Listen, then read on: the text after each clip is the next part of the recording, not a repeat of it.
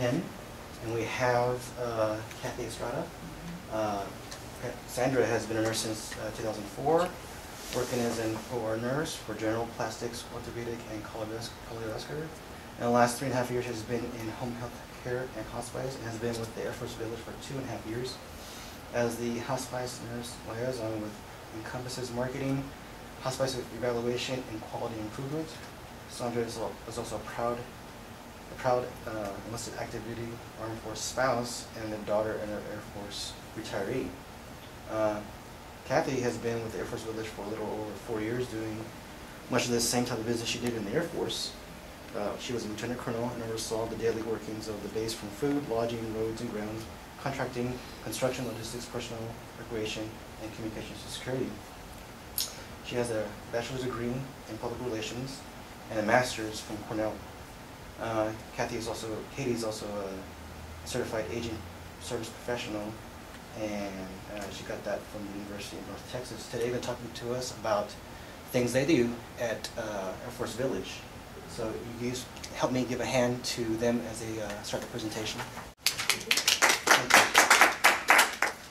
Well, good afternoon, and I'm Kathie, and this is Chandra, and we're happy to be here today because a lot of our residents come to the VA, both to the Audie Murphy and to the Frank Tejeda Clinic, to the outpatient clinic. So we welcome this opportunity to come over and talk a little bit about who we are, what we do, and how we can both work together to help our residents in their patient care. So I'm going to start and just give you a little overview of Air Force Village. We are a continuing care retirement community, and what that means is most of our residents come into our community as independent living residents. They are living independently in an apartment, whether they be a single individual or a couple, and there's nobody helping them with their activities of daily living. They pretty much are on their own, just like they're in an apartment community out in the community. But what a continuing care retirement community does for someone, it allows you to either age in place with additional services or move through a continuum as you do age. And so you would start in independent living, and let's say you need some additional services. Those additional services might be rehab services, they might be some home health services, be those Medicare home health or just a standard home health. And those are the type of services that we might be able to provide in your independent living apartment, or you may spend some time in our licensed skilled nursing and then go back home. But as maybe you get a little bit older and your needs grow, you're not able to take care of your activities of daily living on your own, then you might decide to move into our assisted living. And we do have 2 campuses, so we have 2 assisted living communities within our campuses. And in fact, the one on my campus, I'm at Air Force Village 1, we're in the process of moving everyone in right now. We have today we have 13 residents moved in, and we're going to have a total of 23 in our new assisted living called Arnold House. And at Village 2, it's Liberty House, and they've been open for a few years now. So let's say you're in assisted living, and in assisted living we have nursing staff there, and then also additional help with activities of daily living. So you pretty much, you're able to take care of a lot of things yourself still, but you need some additional help, and you need it on a continuing basis. So that's the second part of the continuum as far as moving through facilities. A few years down the road, maybe your needs increase, and now you need skilled nursing care. And so we have what we call a healthcare center at both campuses for skilled care. So that's the continuum of care. Additionally, as you go through the end of life, we also have hospice services available. And we have home health services available throughout that entire continuum. So if you need additional assistance, we have the home health available. And Chandra represents the hospice services and the health support care in our community. So she'll talk a little bit in a few minutes about those systems and what's available there. That's a continuing care retirement community. Any questions on that? Or what is the physical structure look like? You start with apartment, or is the facility in the same apartment, or? Well, if you come in and you live in an independent living, you have several choices. We have high-rises at both campuses, and we have apartments, just like city-dwelling apartments in our high-rises. We have cottages at both campuses, so you're away from the main building, but you still in a small independent unit. At Village 2, we have a new product called Garden Homes, and those were actually built by Sitterly. So if you've been around town and seen any of the Sitterly Garden Homes, those are same like the Sitterly Garden Homes. And at Village 1, we just built some small apartment buildings, and we have folks living in independent living in small apartment buildings. And a lot of times, someone might decide, well, you know, they'll say outside. I've lived outside the main buildings. In the main buildings is where the mail service, the front desk, the dining service, all are in those main buildings. So they'll say, I think it's time for me, I'm going to move inside. But they're still living in independent living. Maybe they just downsize a little bit and move into, that's a good question, thank you. We are not-for-profit, and we are governed by a board of directors, and each entity has its own board of directors, and then we have a board of directors for our overall corporation. And we serve retired and honorably separated military officers and warrant officers, their spouses, and or eligible family members. And so parents and grandparents are eligible family members. And then we have a few family members who stay with us because they've been dependent children of the person who is retired or honorably served. So we have a few folks who are on our campus and live with us in that regard also. We were established in the early 60s, and in fact we were incorporated in 1964, and we opened our first building. In fact, today is the 41st anniversary of us handing out the first key at Air Force Village 1 on the 3rd of November in 1970. So we've been around for a few years. The services that we offered, we talked a little bit about independent living and then assisted living, licensed skilled nursing facilities. We also have a wellness clinic where our residents can come. We have blood pressure machines in our wellness clinic, and we do some prescription services. Chandra's going to talk in more detail about that.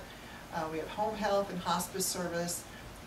We offer transportation for our residents, both over to Wilford Hall, and we run a program where we'll take residents throughout the city, including the VA, Monday through Thursday, a shuttle service, and that's included in their monthly service fee. We have activities, all sorts of activities. We have a very active group fitness program. We have a great fitness and vitality center at both campuses. Our residents go all over the city. On Wednesday evenings is dining out, so they'll go to a local restaurant, switch out every week. They go to almost all the activities associated with the fiesta every year. They go to rodeo every year. So they're pretty active folks. And then there's also a lot of different groups. At Village 2, there's a very active bicycling group, and they participate in events all throughout the city and even in different places in Texas. We have dining services at both campuses. At Village 1, we have a main dining room. We have Cochran's, which is a bistro, and that's open from 7 in the morning through 8 in the evening. We also have a full bar at Cochran's. Upstairs at Village 1, we have a Sky Lounge. We have a 16-story high-rise, and the top floor is a Sky Lounge, which is more upscale dining, and that is for both of our campuses, in the evening dining and also Sunday brunch. At Village 2, we also have a bistro, and a main dining room. We have on-site maintenance. They work Monday through, actually 7 days a week now, pretty much 8 to 5, and then on call for anything that they may need to be called in for. So we pretty much in the maintenance area do everything for our residents, even hanging their pictures, so when they move in. Question. Yes, ma'am. What is the average estimated cost for individuals living? I know it would vary, depends on the level of care that they have. It depends on the level of care, and it also depends on, especially in independent living, how big is their apartment. So for an average, one individual, one-bedroom apartment is about what roughly a month? One-bedroom apartment is about $1,200 a month. But as you move up into skilled care, it becomes significantly higher. And the client is the one paying it to the facility, or is that taken out of income that they have coming? No, they pay. They're paying, okay.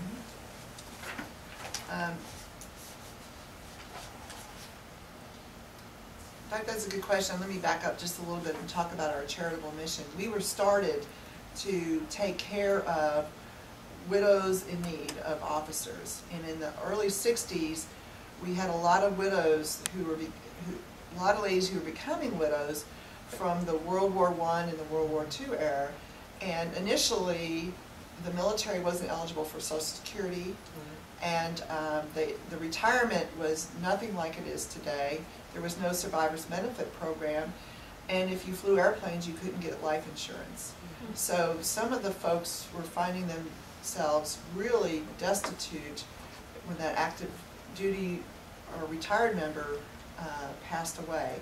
So Mrs. Helen LeMay, who was the wife of the Chief of Staff of the Air Force at the time, decided that was not right and decided she was going to do something about it, and actually put a call out to all the officers' wives throughout the Air Force, and through grassroots fundraising, bake sales, charity balls, etc., they raised the first $1 million to get our loan and to open up in 1970. So today that remains our mission. Our core mission is to take care of widows in need.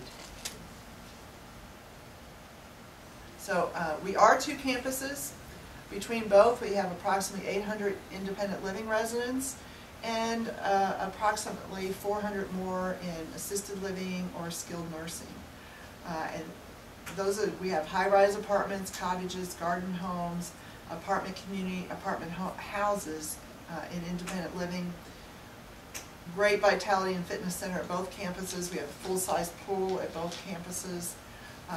We have an activities coordinator at both campuses, and like I was talking about before, our folks are active both in-house and around the community, and we have a lot of volunteers. In fact, we're very proud to say that last year for individual, one of our residents won Individual Volunteer of the Year in the state of Texas for our association, and for the last 3 years, our different organizations have won the state level award for group volunteers, so we're pretty proud of that. One of the folks that you all would come in contact with on the independent living side is our resident counselor, and that's a person who really is a liaison with the residents to help them when they need help in personal matters, including physical matters. So say one of our residents goes to the hospital. Our resident counselor would get involved if she knows about that, and honestly she doesn't always know, because the resident maybe took themselves to the hospital and didn't let us know, but most of the time she knows. They will help that resident out in calling and getting in touch with the discharge planner, and talking with the discharge planner and really letting the discharge planner know where that resident's coming home to, because a lot of discharge planners think that, well, that resident's coming home to skilled nursing, or that resident's coming home to assisted living, or that resident has home health, and in fact, the resident doesn't have any of the above and maybe lives on their own. And so we've had times where residents end up, especially, you know, they may come home late at night and be released, and they need extra help, and the help's not available for them.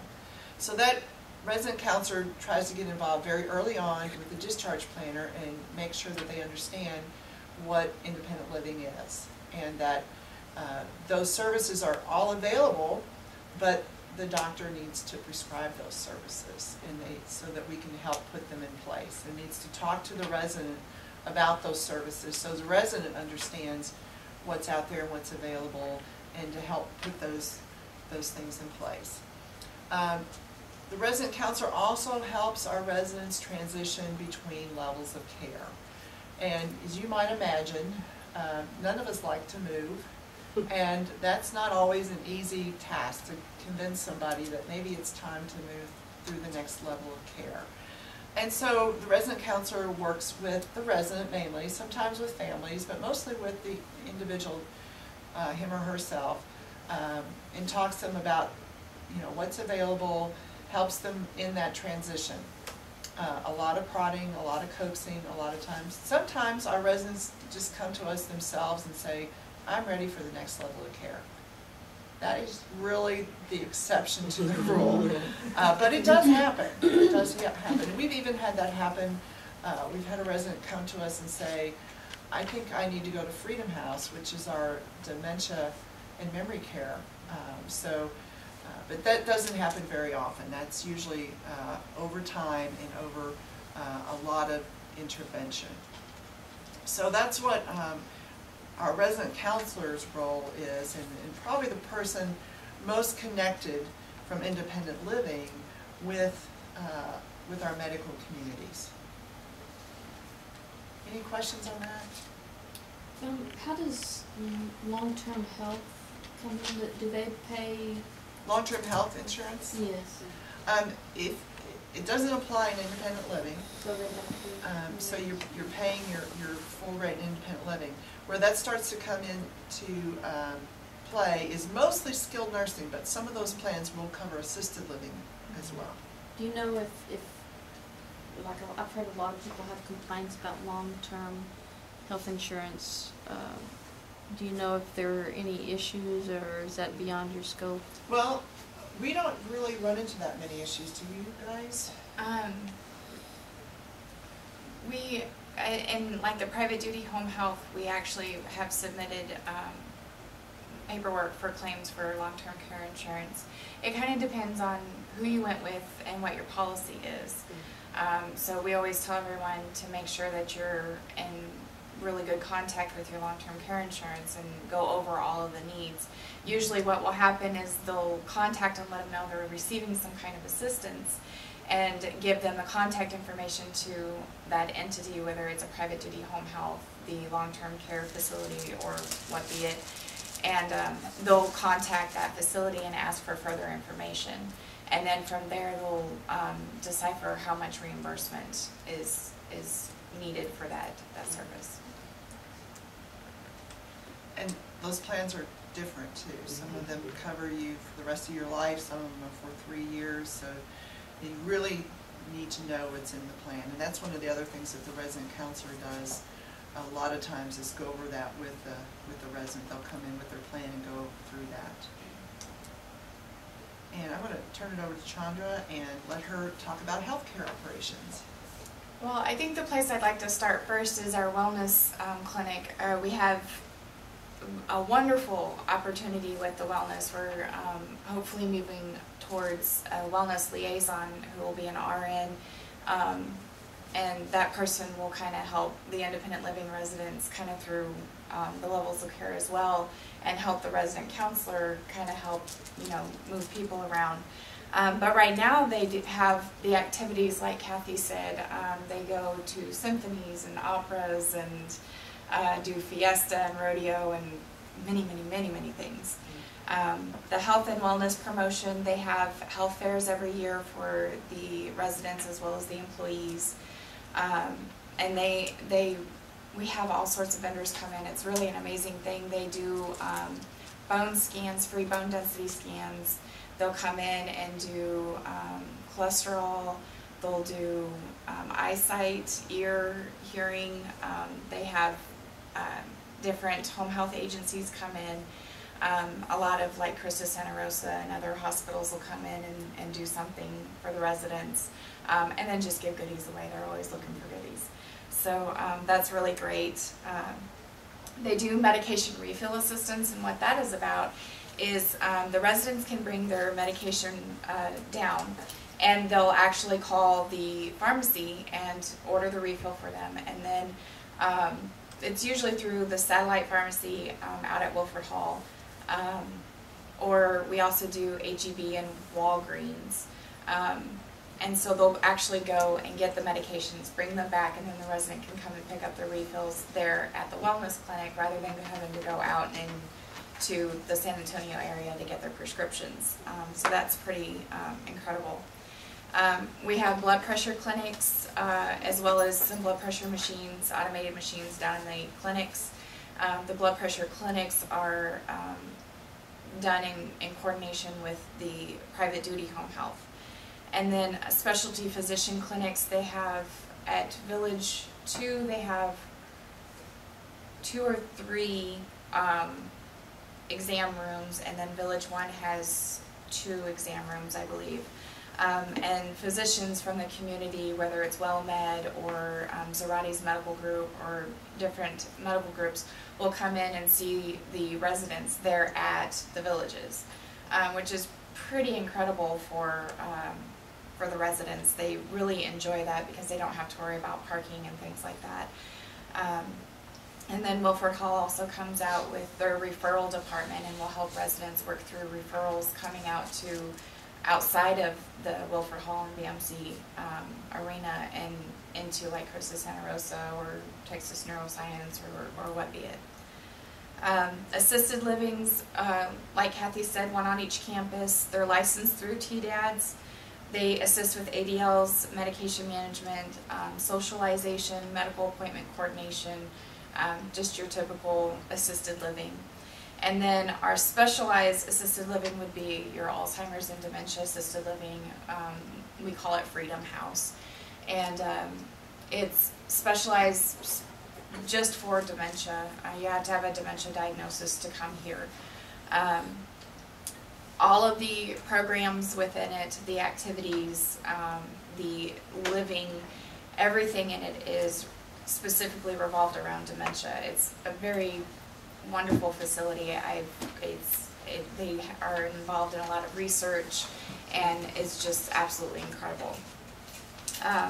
The assisted living facilities are available to direct entry residents or dependents on a space availability basis, but they do have to meet that specific eligibility requirements, one of them being connections to a retired military officer. So we do have some direct entries that come through, and that's, you know, pretty nice. Skilled nursing care, there's 1 on each campus. They do both short-term rehabilitation and long-term care, so you can go in there for 1 or 2 reasons. And then the rehab department also provides outpatient rehab for our independent living residents. And so that's pretty significant for our independent living residents because they're not having to find an outpatient PT to go to. It's all just kind of there on the campus. And then both facilities are Medicare certified, and both of the nursing facilities are open to the community at large. So they can, anyone with Medicare can come in, receive skilled nursing, short-term services, and then be on their way. At Village 1, they're receiving their new, we call it the Mission. It's the newest skilled nursing facility, and they're instituting a new social model of care, and that's opening soon. I'm not sure. Within the next, hopefully by Christmas or shortly thereafter. It'd be a wonderful Christmas present. Yes. So we'll have some pictures for that for everyone to look at afterwards. It's a gorgeous facility. I'm really excited about it. Private duty home health. We're looking at Medicare. We're doing a feasibility study right now, seeing what the possibility is of doing that. So for right now, we have our own private duty home health, And what's really great about this compared to others is that we provide medication management. And this is really important for any of your residents or any of your patients coming through that have some dementia issues or are having problems with their medications. We will actually go in with physician order, remove the medications from the home, set up a MAR, set up their box, and take it to them. And we take it anywhere from once a week to daily. And in extreme cases, until they can move on to the next level of care, we'll actually do more than once a day or phone reminders. There's not too many private duties that do that, and the residents don't trust too many of them to do that. Because our office is on the campus, they kind of trust us a little bit more in taking all of their medications. And we do that to prevent them from going in the cabinet and pulling out a medication because they forgot that they took that dose or something like that. So we're pretty proud of that. We assist with ADLs, transportation. The difference in what IL does for transportation, what private duty does, is we provide an escort. So rather than just dropping off at the front door and then coming and picking up, we actually come into the building with them and stay with them through the appointment or through the procedure or whatever it is they may be doing, and then take them back to their home. Works out really well for someone who is in a wheelchair or needs extra assistance, or someone with dementia. And that's pretty much all of private duty. We also do like laundry and housekeeping and things like that, but most of the time we're doing 24-hour care or transportation or something like that. And then the end of the continuum of care is hospice, which is where I center most of my day. We are Medicare certified and CHAP accredited. Pretty high accreditation. It's kind of difficult to get, so we're pretty proud of that. We provide services to all the residents on both campuses, and so that's independent living, assisted living, the dementia assisted living, and the nursing facilities. This provides for them to fulfill the wish of staying in their independent living homes if that's what is able to be done. And then, you know, also help the nursing facilities in that palliative care at the end of life. In addition to all the core hospice services, we also provide community bereavement. The chaplain goes out and does grief and loss and other types of grieving and bereavement community support. And then also education awareness to residents and employees. So CHAP actually requires that we go out and provide education services to the nursing facilities, so we try to do that. I've done education on pain and symptom management for the assisted livings, as well as we've brought in physical therapy to do training on transferring and, you know, different types of things to help residents try to maintain their mobility for as long as they possibly can, even in a terminal diagnosis. So that's kind of hospice a little bit. It's a very wide category, so kind of hard to put it in a few words. Any questions on the healthcare operations portion? Yes, ma'am. For your nursing home, and if a resident goes in and they're now long-term care and their Medicare days are over, I assume they are what, private pay then? Yes. And what is your per diem cost? It depends on a lot of factors. It depends on whether or not you're part of the continuum of care, whether or not you were a direct entry. We had, when we go back to that continuum of care, when our residents come into independent living, we have two programs. You can be a renter and you'll pay a higher monthly rate. Or you could come in, and the majority of our residents come in as a life care. And so what they're doing is they're paying up front, they're paying an entrance fee. And it's significant amount, and it depends also, that amount depends on how much square footage of an apartment that you're requesting. And so as you move through that continuum, when you're in assisted living, if you are in life care, you're receiving a discount on that fee. If you are in skilled nursing, you're receiving a discount on that fee. So we're comparable to market, but if you are in the life care, then you're going to be you know, below market. Because, and that's where you earn that entrance fee back as you move through that continuum. Do you have any idea of how many have come in maybe a few years ago and they're like 100% service connected? I'm not, they come in to skilled nursing? They come into your life care.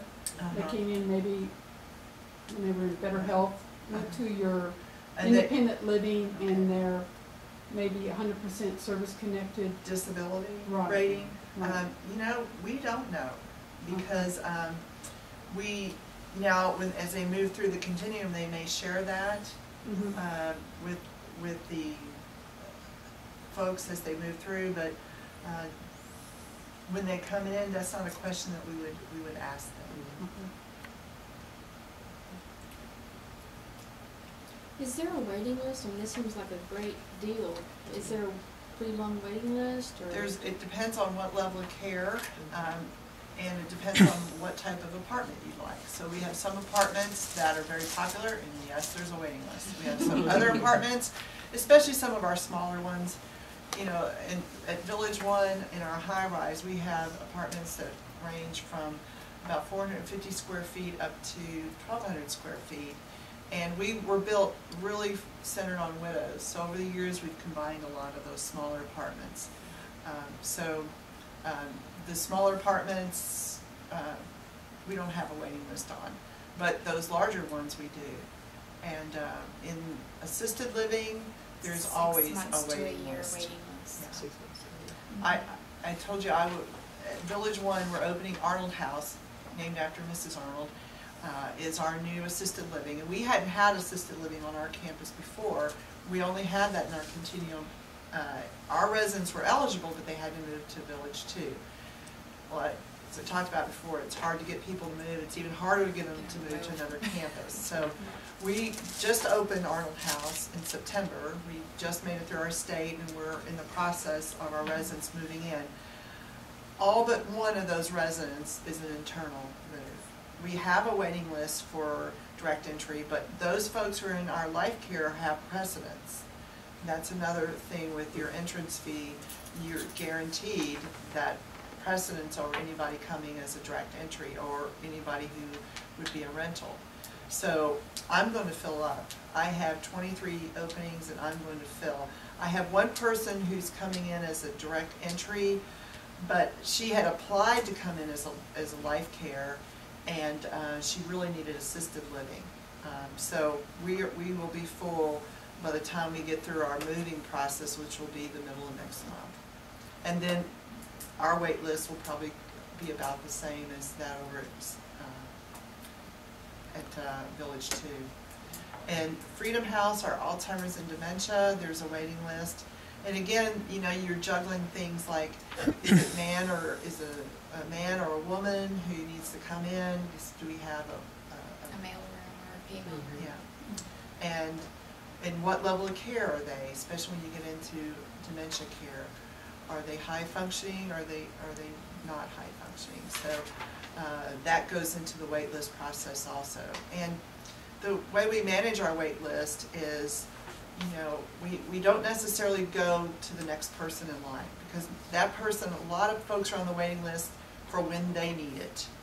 So we know that person is living just fine in independent living, so, but the next person down the list, they're ready, so we're going to go talk to them. You know, so that's how we manage our list. And that goes back to us all talking to each other with the resident counselor. We have a meeting once a month called Continuum of Care, and so we talk about our openings, where we have openings, what's going on in each facilities, And do I have somebody who needs to move to Liberty House, so that we're all aware of what those needs are and how elevated those needs are. Do you know how you compare it to the Army version over by Fort Sam? The Capacity, Army services, community? yeah. I've been over there a couple times, and they have a very nice community also. And we line up pretty closely. They've done some renovations, and they are in the process of doing renovations, which is what we have just done as well. So they've done some updates, we've done some updates, but their communities are fairly much the same. I'm not familiar at all with anything that they do in dementia care. Are you? I don't know. Here's your report, I'm sorry. But we're very similar. I feel like I'm surrounded by Air Force blue, but I'm an Army officer, so and an Army spouse, obviously. We are called Air Force, but we're very purple. So. Okay, that's my question. So you're a purple facility. Okay, I just was finishing up. We have a weekly newsletter at both campuses, weekly, and that's how many activities we have. Okay. But I just put in Happy Birthday Marines to increase this year. I did want to talk real quickly about. We are in the process of opening and going through our state process with our new skilled care facility at Air Force Village 1. It is a different model of care. It is more, as Chandra was saying earlier, a social model. It is composed of 6 households. 4 of those households are long-term care and 2 are short-term. And the households each are exactly the same as far as their layout, but their interior design is different. Each has its own name, each has its own entrance. There is a central entrance both to the long-term and the short-term households. We are built on a hill, so we were able to use our topography. If you're going to the long-term, the independent living is toward the top of the hill. So if you're going to long-term care, you would come down the hill and you enter on the first floor to any of those 4 long-term care households. If you are a short-term stay, you may be coming from our independent living for a short-term stay, or you may be coming from the community at large. You would actually come in a separate entrance a little ways down the hill, and you would come in on the first floor also. But the long-term folks are a floor ahead of you. So we were able to use that topography, so regardless of which side you come in on, you're coming in on the first level. And so we thought that was really a great opportunity to be able to do that, because people want to feel like they're on that first level. So there's 2 households, short-term care, 4 long-term care. I would have loved to send some pictures, but we knew it would complicate things because we have those little protected thumb drives as well, and getting them through the email. But I apologize to those of you who are satellite, but I do have some photos that I'll pass around and share. So from page 33 to 36, you can take a look. This is our this is the long-term entrance, and like I said, 4 households. They're named after places or things in Texas. We have the Bluebonnet, the Travis, the Bowie, the Sage. I'm trying to think what the other 2 are. They'll come to me. But 6 households, and as you enter, we have a central area, central entry area, and then each household. We have our own beauty shop there, and as you go down between each household, you can see that we have a central area. So the bedrooms surround basically a great room, a kitchen, and dining and living area. And so one of the things that gets people to stop their mobility is they look down that long hallway and they say, I'm not going to make it. So they want to go to the wheelchair because they can't make it down that long hallway. But when you center, and we've got, each household has 12 individual and 2 suites rooms centered around the living space. So they look out their door and they think, I can make it that far.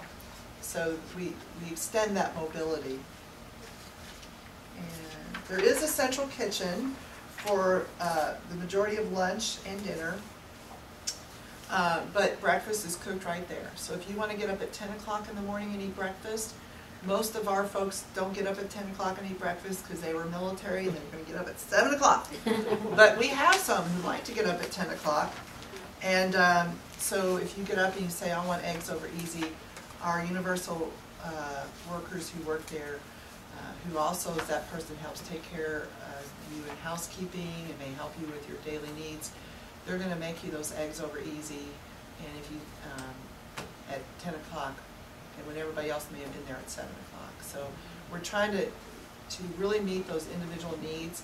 If you come in at 2 o'clock and say, how about a grilled cheese? We can do that for you right there in that kitchen. We are going to bring over the main elements for lunch and for dinner from the central kitchen, but we're going to make snacks and everything else there. So I'm going to pass these around. And again, from 33 to 36, it's called The Mission. And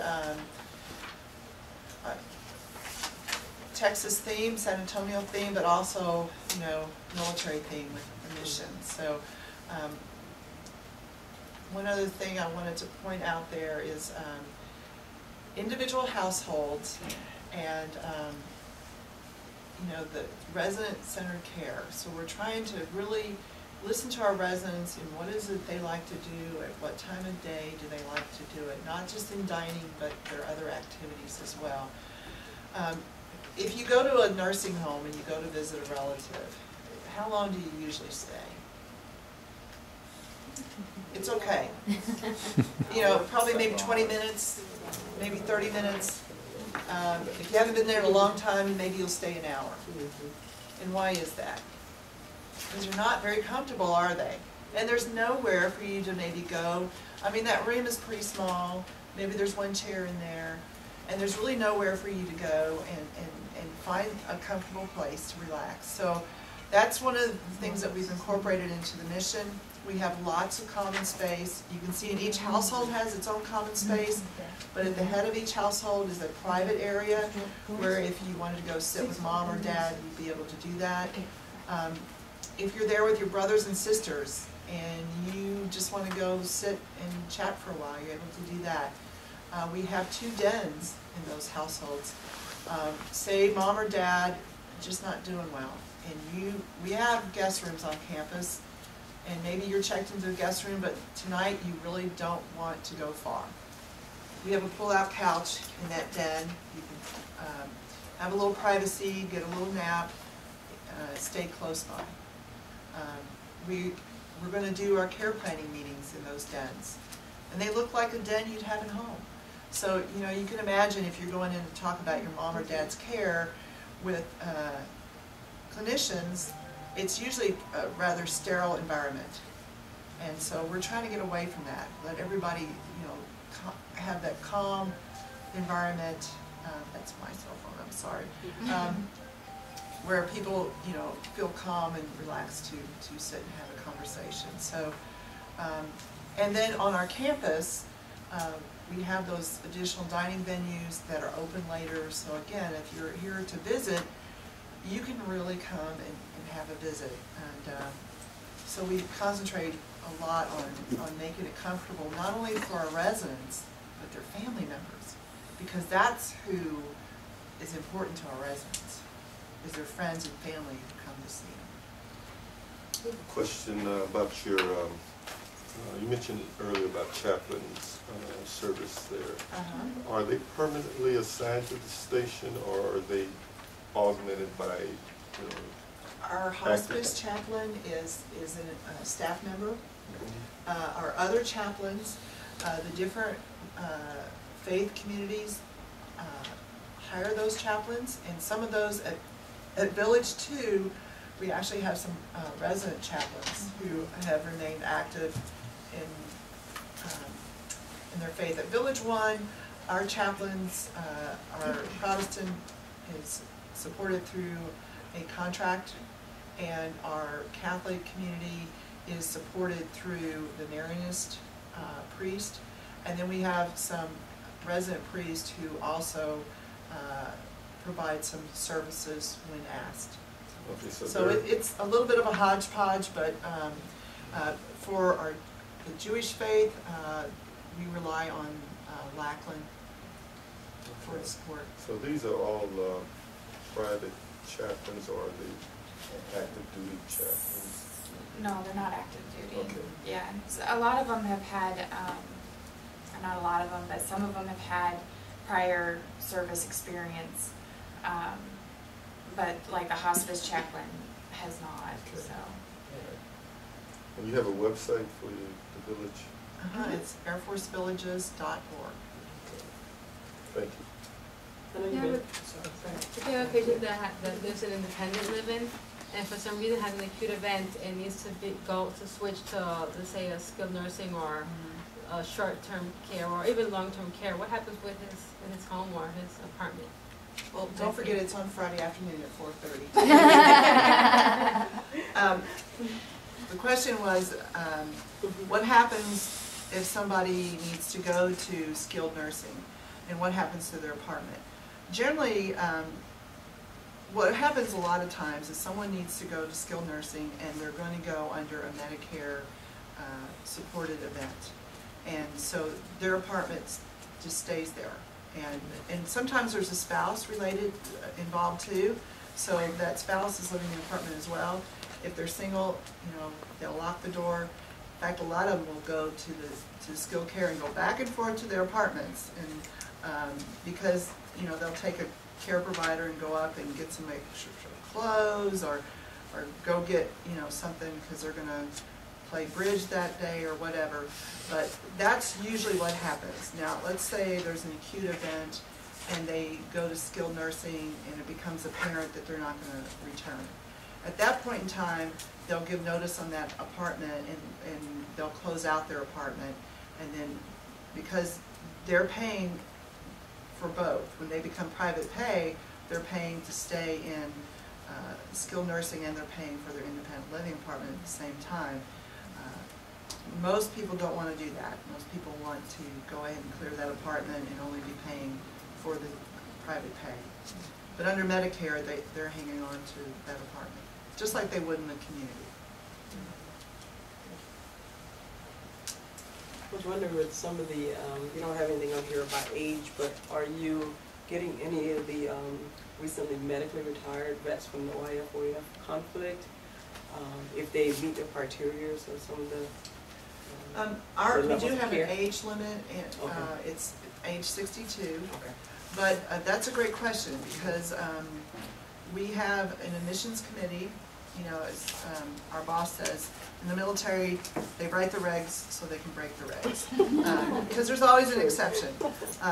But age 62, and there's some legal issues with all that too. But if someone requests to come in and they're not that age, and that's for one or the other. If there's a couple, only one person has to be 62.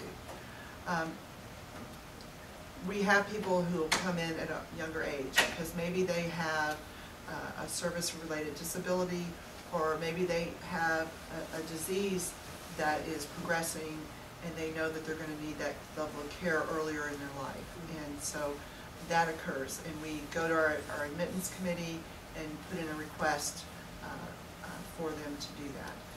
We even, as I was saying before, we have some family members who have been dependent family members their whole life, and they're adults, but they live with their parents there. The enlisted version of Air Force Village, that's in Florida, right? The enlisted version of Air Force Village is Air Force Enlisted Village, and that is in Florida. You may have heard Bob Hope Village, Teresa Village, and they are very similar to us. In fact, they now have a memory care as well, and it's in Shalimar, Florida, which I think it's close to Hurlburt Field in that area. Hurlburt, and there's another base down there, Eglin. I have a question. In your current skilled nursing facility, about how many beds is that? Are you going to be going down in size, or same, or increasing? In our current facility, we have 102 beds, but not all of those are Medicare certified. And a lot of those are somebody living they're in a two-person room, but they're single. So if, you know, we consider being full about 70 people at Village 1 and Village 2. I guess what today's occupancy might be 70. Yeah. But we're going to have 80 beds in our, between short and long-term care in our new facility, and they have. And all private. Yes. All, well, actually, 12 in each household are private, and there's 2 suites, so you can have a friendship suite, or you can, we have some couples who have that extra space. We have a couple of people who are currently living and sharing the same room, and they want to do the same when they move, so we can accommodate that.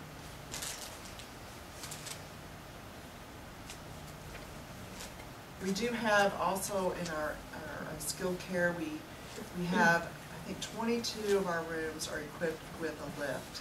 So you have a lift that goes overhead, like a hospital lift. And we don't have that in all of our rooms. They're pretty expensive.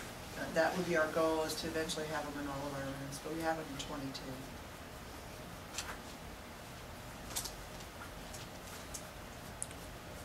Do you ever have widows and widowers match up? Do you have weddings on site? Do we have weddings? Yes, every once in a while we do. Yeah, we do. And those are pretty special. Yeah. We have boyfriends and girlfriends. And in the chapels, both campuses have a chapel, and there are memorial services for all the family and friends of the community, as well as the family members of that deceased are able to have the services there. And a lot of them choose for interment at Fort Sam or something like that, and so it's just kind of nice to be able to be a part of that, especially as like the hospice team. You know, we're spending a lot of intimate time together, and so to be able to go to their memorial service and take part in that activity with the family is pretty special. Well, we really appreciate your all's time today, because it lets us kind of tell who we are and how we interact. And we really have a lot of times where people think that we are skilled nursing throughout, and we're really not. And so if you're sending someone back to us, our communication is so important, so we make sure that that resident, your patient, has the level of care that they need. Thank you. Well, thank you very much.